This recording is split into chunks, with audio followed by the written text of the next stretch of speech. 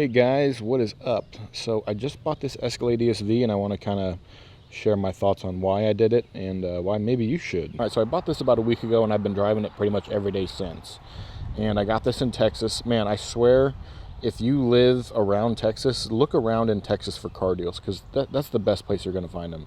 I got my Lexus in Texas as well. That rhymes, not intentionally, but my Lexus I got in Texas as well as this.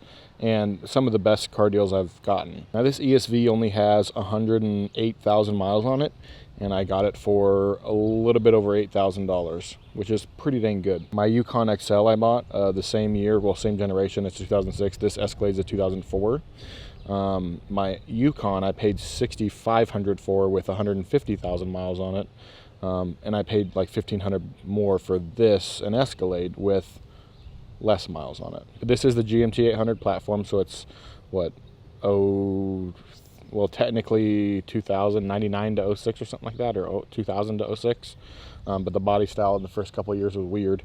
So this is technically a second generation, and it is really cool. Just pop the hood real quick. Okay, so let me adjust the light here. So one of the big reasons this is really cool is because it has the 6.0 LQ9 motor. You see Vortec. I want to get a new engine cover that has the writing still on there, but the Vortec 6000 is the 6.0 LQ9 motor, at least in this. One thing I don't like about this that I do want to change is the clutch fan. Up to 2004 they used this clutch fan in here. 05 and 06 they use electric fans like I have on my Yukon, and apparently you get more mileage out of it and it's just better for cooling all around. But the conversion is really easy.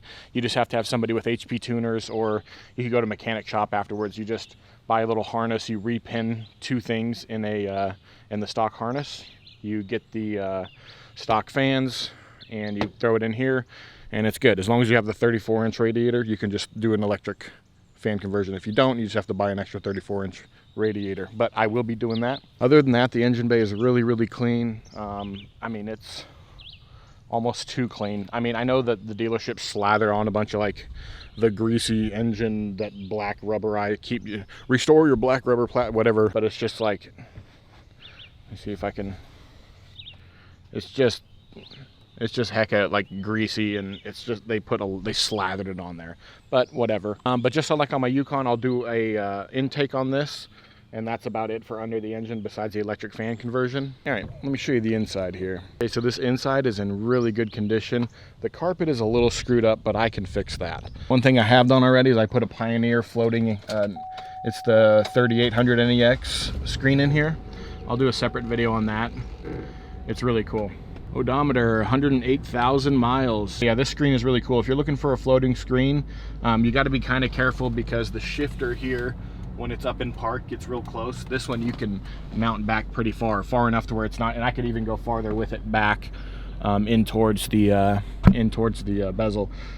One thing I'm gonna have to fix on the inside is this bezel. Whoever took this bezel off broke every freaking clip on here. There's two clips that work. There's the one down here, and there's one down here.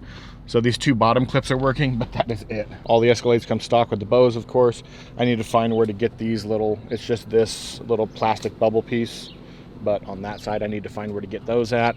I need one of those. And then this door panel over here has a little scuff mark there that I need to fix. The seat backs are in great condition, but the seat bottoms are a little bit cracked a little bit. I'm going to get new seat bottoms, possibly a new seat back for each one of the front seats. The rest of the seats are in great shape. And we move on to the back seat, also in pretty good shape. The seat backs are like dang near, I mean, they're close to almost perfect. These have a little bit of cracks in them, nothing crazy. Of course, you got the captain's chair with your armrest, and you got the two seats, and you got the third row back here. And you got the little DVD player. You just flip this thing down and the kids can watch whatever, you know, or whoever can sit back here can watch whatever they want. The DVD player up there in the screen.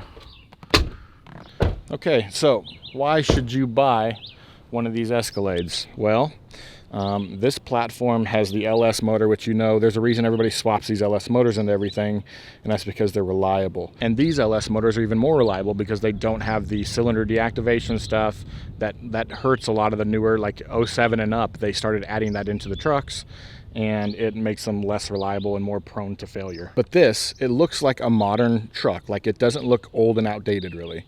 It looks like a modern truck, and it has a nice reliable engine in it, and I got a real lucky, and I got one with 100,000 miles on it. So the only difference between this and getting a Yukon or a Tahoe or a Suburban of this generation, if you're looking at SUVs, is the big 6.0 motor in here, and then the interior. The interior is nicer. You definitely get, you know, Pioneer equips each one with I'm just kidding. You get like the embroidered Cadillac headrest. You get this, which actually I'm not a fan of this center console. I don't like this. It's rounded, and if I set my phone here, it slips off. It falls off. So I might put a like a Yukon center console in here. The Bose stuff is like standard, and then you have a little bit nicer door panels where you have like this plasticky kind of fake wood trim. I don't know if it's real wood trim or not. And then you get the perforated, this is really soft, perforated leather. Also in the seats, you got the perforated leather, which is really nice. You get a nice Bulgari clock, which mine actually works, so that's cool. And everything else is kind of fake wood grained trim, which is apparently an upgrade from the, Yukon and Tahoe and stuff like that, and Suburban. I don't know. When it's fake, it's like, is it an upgrade? And there's little things like this back here has this built-in shade thing where you can like put this in, it locks in like that, and you have a shade over the stuff in your trunk, which is cool. I don't know if a Yukon or Suburban can be outfitted with this. All it is hooking into these, see that square slot up there? Right there. There's one there too.